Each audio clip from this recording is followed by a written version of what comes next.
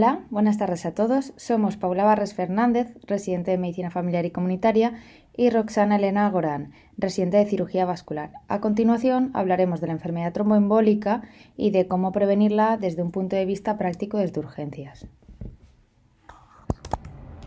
La enfermedad tromboembólica se compone de tres entidades: la trombosis venosa superficial, la trombosis venosa profunda y el tromboembolismo pulmonar.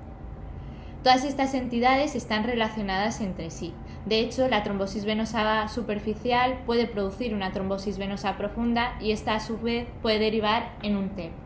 De hecho, el 25% de las trombosis venosas profundas pueden acabar derivando en un TEP. No obstante, en esta presentación nos centraremos por una parte en la trombosis venosa superficial y profunda y su manejo diagnóstico terapéutico, y por otra parte hablaremos de las indicaciones de tromboprofilaxis en el paciente médico al ingreso.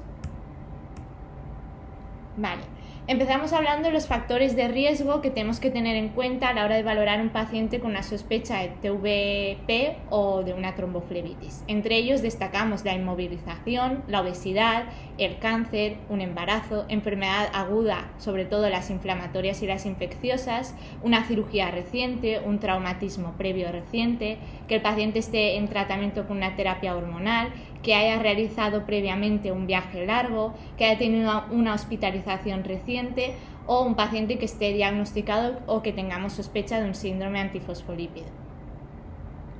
Empezaremos hablando de la trombosis venosa profunda. Tenemos que tener en cuenta en primer lugar la clínica que asocia. En muchos pacientes la clínica no está clara, pero como concepto teórico debemos tener en cuenta que muchos pacientes se presentan con eritema, empastamiento gemelar, dolor que no siempre está presente y edema del miembro.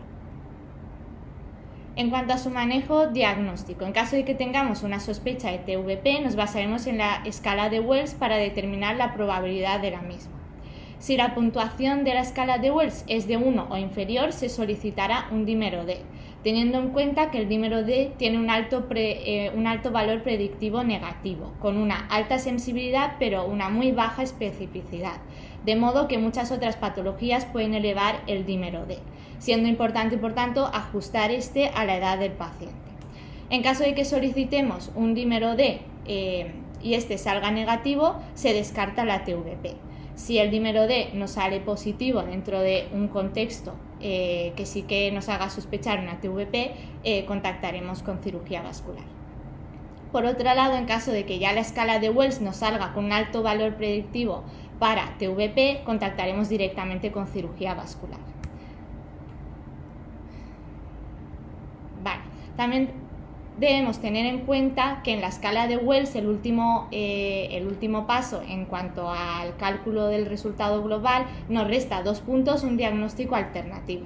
Por eso es importante tener en cuenta otras patologías. En muchas ocasiones las celulitis se confunden con una TVP. Como podemos observar en la fotografía, sí que existen diferencias entre la clínica de una TVP y las celulitis. Y también es el caso de los linfedemas.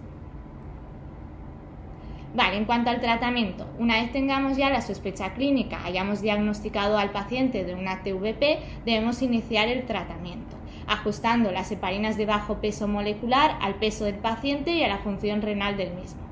Otras recomendaciones de medidas higiénico-dietéticas que debemos recomendar al paciente son, por ejemplo, reposar con el miembro elevado, realizar reposo relativo pero seguir manteniendo una actividad diaria normal, el uso de media de compresión, el uso también de analgésicos antiinflamatorios.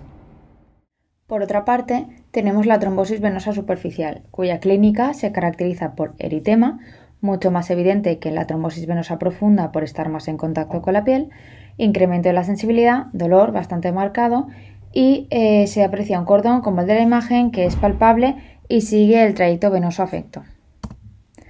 En cuanto al diagnóstico, si tenemos sospecha de una trombosis venosa superficial por la clínica descrita, se debe realizar un ecodoppler para valorar su proximidad del sistema venoso profundo y su extensión.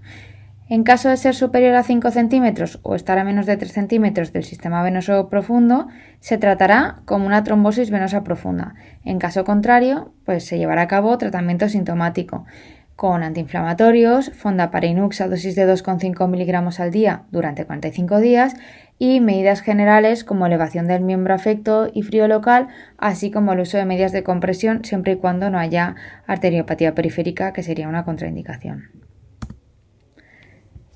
En cuanto a las indicaciones de tromboprofilaxis en el paciente médico al ingreso, decir que se basa en 3 pilares: en la movilización precoz, bien sea activa o pasiva, así como el mantenimiento de las extremidades elevadas, métodos mecánicos, que consisten en el empleo de las medias elásticas de compresión gradual que hemos mencionado anteriormente, o bien botas de compresión neumática intermitente. Estos sistemas tienen como ventaja que disminuye los eventos tromboembólicos sin aumentar el riesgo de sangrado. Y finalmente los métodos farmacológicos, como es el caso de la heparina de bajo peso molecular. Pero, ¿cuándo usar estos métodos farmacológicos? Pues bien, hay que valorar los riesgos y beneficios, y eso se realiza mediante la escala de Padua, que mide el riesgo de trombo, y la escala IMPROVE, que mide el riesgo de sangrado. Aquí os dejo ambas escalas para poder realizar la valoración riesgo-beneficio. Si el paciente tiene riesgo tromboembólico bajo, no se requiere una profilaxis específica. Sin embargo, si hay elevado riesgo, sí que se recomienda la profilaxis farmacológica, que a su vez, si el riesgo hemorrágico es alto, se recomienda emplear medidas físicas e iniciar la profilaxis farmacológica cuando disminuya el riesgo de sangrado. ¿Pero con qué fármaco? Pues tenemos varios tipos de anticoagulantes. Los que se utilizan en tromboprofilaxis son los parenterales, y en urgencias en concreto empleamos 2 heparinas de bajo peso molecular, la enoxaparina y la bemiparina. Es importante recordar las contraindicaciones de estas, como son la hipersensibilidad, bien sea a la heparina, a una sustancia de origen porcino o a cualquiera de los componentes de la heparina, la trombocitopenia inducida por heparina mediada inmunológicamente, una coagulación intravascular diseminada por la trombocitopenia inducida por heparina, una hemorragia activa o lesiones susceptibles de sangrado, como puede ser una úlcera péptica activa, un accidente cerebrovascular hemorrágico, aneurismas o neoplasias cerebrales. También hay que tener precaución si hay un trastorno grave de la función hepática o pancreática porque aumenta el riesgo de sangrado. Y también está contraindicado si hay daños o intervenciones quirúrgicas recientes en el sistema nervioso central, en los ojos y en los oídos. En la insuficiencia renal hay que ver el tipo de heparina bajo peso molecular que se va a emplear porque puede requerir ajuste y, por supuesto, precaución en el embarazo y en la lactancia. De manera práctica, recordad la dosis de enoxaparina, que es la más empleada y que son 4.000 unidades que equivalen a unos 40 miligramos al día subcutáneos. En caso de filtrados glomerulares menos de 30 sería la mitad de dosis. Por otra parte, también se dispone de la bemiparina, que generalmente se da a 3.500 unidades al día subcutáneas y si el filtrado glomerular es menor de 30 serían 2.500. Esperamos que os haya gustado y recordad, más vale prevenir que curar. Gracias por vuestra atención. Gracias.